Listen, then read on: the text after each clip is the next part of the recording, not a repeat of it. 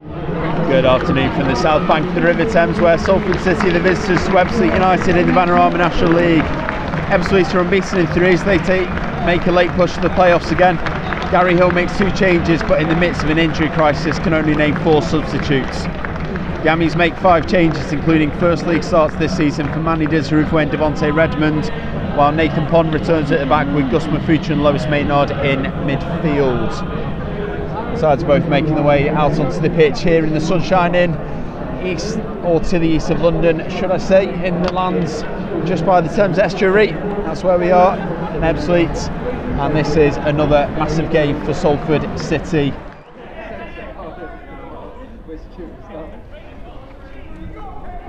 Ebbsfleet, who made a good go of the league last season on the return after 4 years in the National League South, reached the playoff semi-final before losing 4-2 against Tranmere Rovers in the semis. Toure breezes past Wilson, he's barged down by Ebu Adams and wins a free kick in a very good position here on the left-hand side.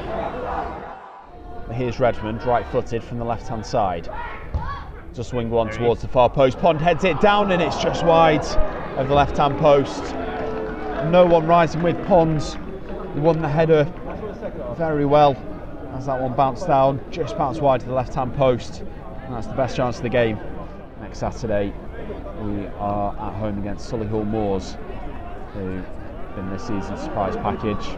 At the moment they're second in the league. Kick off later this afternoon, so we'll get a good measure of what they're about. Ball into the area now, headed away by Ebbsfleet. Weston comes away with the ball but gives it away to Redmond. Redmond to Green. Can they punish? Green shoots and it's a great save by Nathan Ashmore. Diving to his right hand side, one-handed, turns that one around the post at the expense of a corner.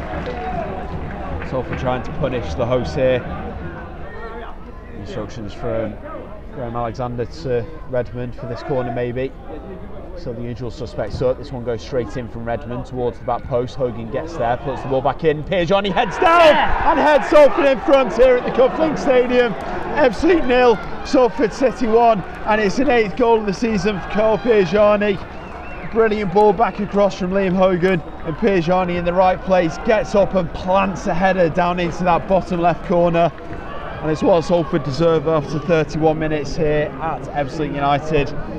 In the lead 1-0. See how much added time there's going to be. We're into the last minute of normal time now. Payne. Cross now to Drury. One more to Wilson. Players lining up in the areas. Drury swings the cross to the back post. Cheek heads it down. As he does so, can only head it wide of the near post. I think Gary Hill might have a few more words for his side at the break, Kieran.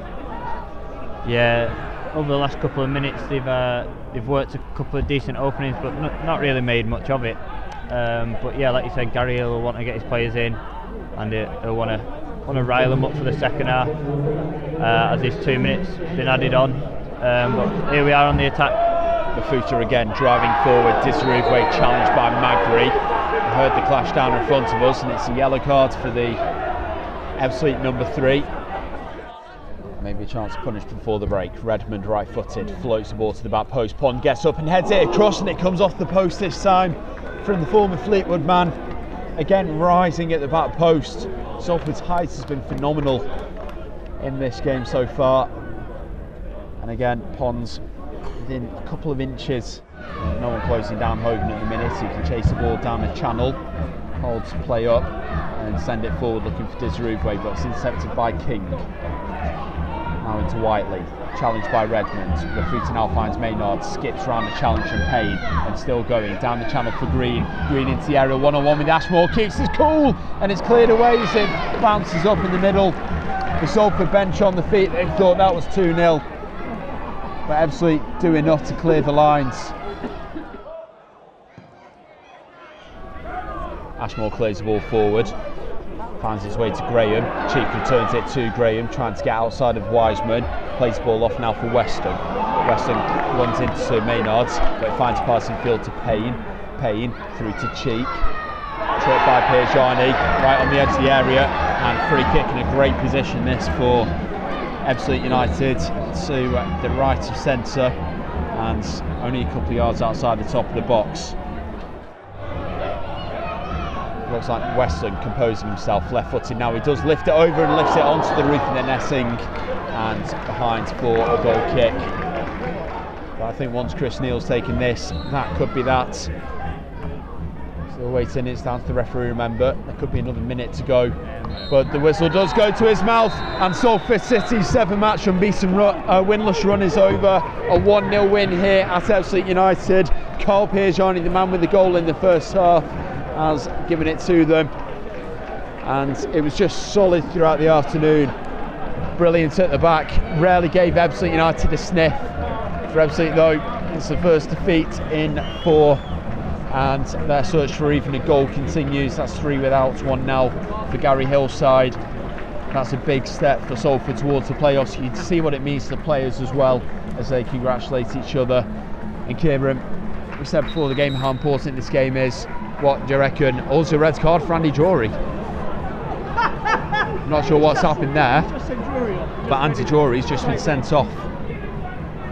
I'm not sure what's happened there. I think he just spoke to the just had a go at the referee, and the referee's had enough. Must have been an accumulation of stuff, but to get a straight red card for that, I'm not sure. He must have said something. Wow, unbelievable.